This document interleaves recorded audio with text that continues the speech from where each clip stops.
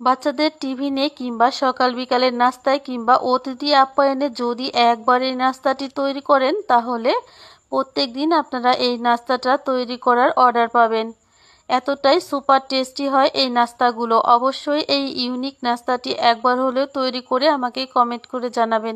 Hello everyone, আসসালামু আলাইকুম, welcome back to my channel. আজকে একদমই ইউনিক একটা রেসিপি শেয়ার করব, যেটা কিনা বাচ্চাদের টিফিন থেকে শুরু করে সকালের নাস্তা কিংবা সন্ধ্যার টিফিনেও খেতে পারবেন। চলুন তাহলে আর কথা না বাড়িয়ে মূল রেসিপিতে চলে যাই। প্রথমে একটা মিক্সিং বোল নিয়ে নিচ্ছি, আর এই বোলের মধ্যে নিয়ে নিচ্ছি আটা। আমি প্রথমে এখানে 1.5 কাপ আটা নিয়ে নিচ্ছি। আপনারা চাইলে এখানে আটার পরিবর্তে ময়দা ব্যবহার করতে পারেন। এবার দিয়ে দিচ্ছি 1 টেবিল চামচ কাঁচা লঙ্কা কুচি, আর সেই সাথে দিয়ে দিচ্ছি 1/4 কাপ গাজর কুচি। আমি এখানে ফ্রোজেন করা গাজর নিয়েছি, তার জন্য এমন দেখা যাচ্ছে। এবার দিয়ে দিচ্ছি নর্মাল তাপমাত্রায় থাকা একটা ডিম। ডিম যদি ফ্রিজে থাকে অবশ্যই ব্যবহারের আধা ঘন্টা আগে বের করে নেবেন। এবার দিয়ে দিচ্ছি 1/2 চা চামচ লবণ, আর এবারে দিয়ে দিচ্ছি আমাদের মেন উপকরণ, সেটা হচ্ছে ইস্ট। এখানে আমি 1 চা চামচ ইস্ট ব্যবহার করছি। সেই সাথে দিয়ে দিচ্ছি 1 টেবিল চামচ চিনি। চিনিটা এখানে টোটালি অপশনাল, আপনারা চাইলে স্কিপ করতে পারেন, তবে চিনিটা দিলে কিন্তু নাস্তার টেস্ট দ্বিগুণ বেড়ে যায়। এবার আমি নিয়ে নিচ্ছি 1/2 কাপ উষ্ণ গরম পানি। পানিটা মাঝে দিয়ে প্রথমে আমি ইস্টটা একটু গলিয়ে নেব, তারপর মাঝের উপকরণ আমি আটার সাথে খুব ভালোভাবে মেখে নিব। তবে এখানে প্রথমে খুব বেশি পানি দেওয়া যাবে না, অবশ্যই অল্প অল্প করে পানি দিয়ে ডোটা তৈরি করে নিতে হবে। আটাটা মেখে নেওয়ার এক পর্যায়ে যখন দেখবেন হাতের সাথে খুব বেশি লেগে যায়, তখন এখানে 2 টেবিল চামচ তেল ব্যবহার করতে হবে। আপনারা চাইলে তেলের পরিবর্তে বাটার কিংবা ঘিও ব্যবহার করতে পারেন, এতে করে নাস্তার টেস্ট আরও বেড়ে যাবে। আমি এখানে দিয়ে দিচ্ছি 2 টেবিল চামচ রান্নার সাদা তেল। তেলটা দিয়ে খুব ভালোভাবে একটু মেখে নিতে হবে। এরপর এর মধ্যে আরও 1/2 কাপ আটা মিশিয়ে দিতে হবে। আমি এখানে যে ভিজা উপকরণগুলো নিয়েছি 2 কাপ আটার পরিমাণ মতো করে নিয়েছি। এখানে আরও 1/2 কাপ আটা আমাদের প্রয়োজন হবে। তবে শুরু থেকেই কিন্তু এই 1/2 কাপ আটা মিশিয়ে দিলে আমাদের ইস্টটা কোনোভাবে আটার সাথে মিশতে চাইবে না। শুরু থেকে আটাটা শক্ত হয়ে গেলে ইস্ট ভালোভাবে মিশতে চায় না। সেই জন্য এখানে আটা 2 ধাপে ব্যবহার করলেই ভালো হয়। আটাটা আমাদের খুব ভালোভাবে মেখে নেওয়া হয়ে গেছে। এবার এই আটার ডোটা আমরা রেস্টে রেখে দেব 10 মিনিটের জন্য। ফিরে আসলাম 20 মিনিট পর। আমার এখানে ডোটা একটু বেশি রেস্টে রাখা হয়ে গেছে, তবে 10 মিনিট রাখলেই কিন্তু হয়ে যাবে। এবার হাতে একটু তেল মেখে ডো থেকে হাওয়া বাতাস বের করে নেব। দেখেই বুঝতে পারছেন ডোটা কতটা ফুলে ডাবল হয়েছিল। তো 10 মিনিট রেস্টে রাখলেই কিন্তু যথেষ্ট। ডো থেকে সমস্ত হাওয়া বাতাস বের করে এবার আমি ডোটা নিয়ে নেব একটা বোর্ডের উপর।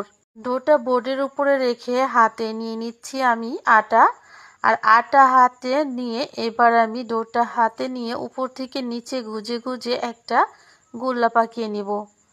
গোল্লাটা পাকানো হলে বোর্ডের উপরে আবারও ডোটা রেখে আমি একটা ছুরি নিয়ে নিচ্ছি, আর এই ছুরি দিয়ে আমি মাঝখান থেকে কেটে নেব। ছুরিতে যদি একটু তেল মেখে নেন তাহলে আর এইভাবে ডোর সাথে লেগে যাবে না।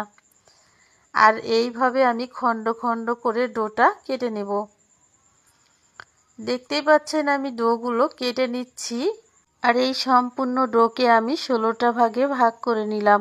আপনারা চাইলে আরও ছোট কিংবা বড় করে নাস্তাগুলো শেপ দিতে পারেন। এবার এখান থেকে একটা ডো নিয়ে হাতে সামান্য আটা লাগিয়ে ঠিক এইভাবে নাস্তার শেপ দিয়ে দেব। আপনারা দেখেই বুঝতে পারছেন আমি কিভাবে নাস্তার শেপগুলো দিচ্ছি। আপনারা চাইলে বেলুন দিয়েও এই কাজটা করতে পারেন, তবে আমি হাতের সাহায্যে করে দেখাচ্ছি।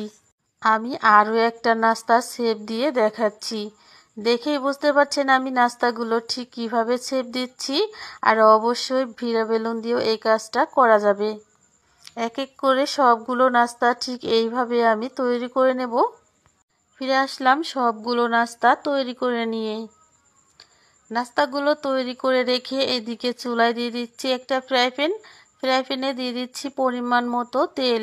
এবার তেলটা মাঝারি গরম করে এক এক করে এর মধ্যে নাস্তাগুলো ছেড়ে দিতে হবে। তবে খুব বেশি নাস্তা কিন্তু এখানে দেওয়া যাবে না, অবশ্যই জায়গা হবে না। আমি এক এক করে এখানে 5টি নাস্তা দিয়ে দিচ্ছি।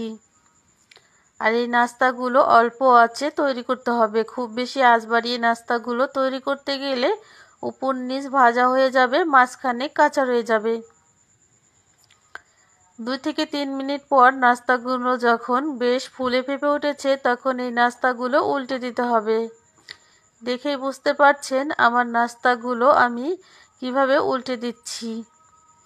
এক এক করে সবগুলো নাস্তা উল্টে দিয়ে তারপর ফিরে আসলাম। এভাবে উল্টে পাল্টে একটু সময় নিয়ে নাস্তাগুলো ভেজে নিতে হবে। খুব বেশি কালার করে ভাজা যাবে না, তাহলে উপরটা কিন্তু বেশ শক্ত হয়ে যাবে। হালকা ব্রাউন কালার করে নাস্তাগুলো ভেজে নিতে হবে। আমাদের নাস্তাগুলো কিন্তু ভাজা হয়ে গেছে। এবার এক এক করে আমাদের নাস্তাগুলো তুলে নিতে হবে। নাস্তাগুলো আমি তেল ঝরিয়ে সরাসরি প্লেটে সার্ভ করে দিচ্ছি। দেখেই বুঝতে পারছেন নাস্তাগুলো দেখতে কতটা লোভনীয় লাগছে আর খেতেও কিন্তু মাশাআল্লাহ। একবার হলেও এই রেসিপিটা তৈরি করে আমাকে কমেন্ট করে জানাবেন কেমন লাগলো এই রেসিপিটা। বাচ্চাদের টিফিনে কিংবা সকাল বিকালের নাস্তায় কিংবা অতিথি আপ্যায়নে যদি একবার এই নাস্তাটি তৈরি করেন তাহলে প্রত্যেক দিন আপনারা এই নাস্তাটা তৈরি করার অর্ডার পাবেন। এতটাই সুপার টেস্টি হয় এই নাস্তাগুলো। অবশ্যই এই ইউনিক নাস্তাটি একবার হলেও তৈরি করে আমাকে কমেন্ট করে জানাবেন। তো বন্ধুরা, দেখেই বুঝতে পারছেন নাস্তাগুলো কতটা লোভনীয় হয়েছে আর দেখতে কতটা সুপার টেস্টি আর সেই সাথে নরম ও সফট। আমি আপনাদের নাস্তাগুলো চাপ দিয়ে দেখাচ্ছি আর সেই সাথে ছিঁড়ে দেখাচ্ছি। নাস্তাগুলোর ভিতরে যেমনই জালিদার তেমনই সুপার টেস্টি এই নাস্তাগুলো। রোজ রোজ নতুন নতুন রেসিপি পেতে চ্যানেলটি সাবস্ক্রাইব করে বেল আইকনটি প্রেস করে রাখতে ভুলবেন না। আজ এখানেই বিদায় নিচ্ছি, দেখা হবে পরবর্তী পর্বে। সে পর্যন্ত ভালো থাকবেন। আল্লাহ হাফেজ।